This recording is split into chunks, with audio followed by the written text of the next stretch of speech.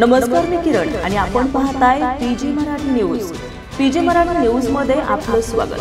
पाहूया बातमी सविस्तरपणे।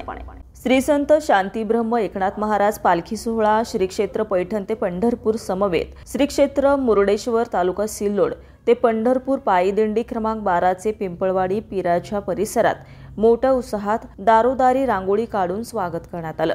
श्री क्षेत्र मुरडेश्वर ते पंढरपूर या पायी दिंडीच्या पालखी रथाचं पिंपळवाडी परिसरात शुक्रवारी दिनांक 28 रोजी ठिकठिकाणी रस्त्यावर रांगोळी काढून स्वागत केलं गेलं।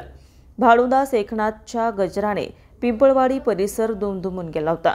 श्री क्षेत्र मुरडेश्वर ते पंढरपूर ही पायी दिंडी दरवर्षी ठिकठिकाणी मुक्काम करत पिंपळवाडी येथे पोहोचली।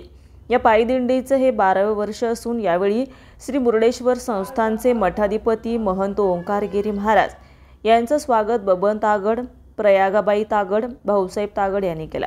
यावेळी बद्रीनाथ पाटील, शेषराव महाराज, रघुनाथ शेळके, अरुण देऊळगावकर, दिनकर चव्हाण, उमाकांत सोळंके, संतोष गवळी, लहू गायकवाडसह वारकरी भाविक मोठ्या संख्येने उपस्थित होते। Bureau report, PJ Marathi news channel, Phulambri.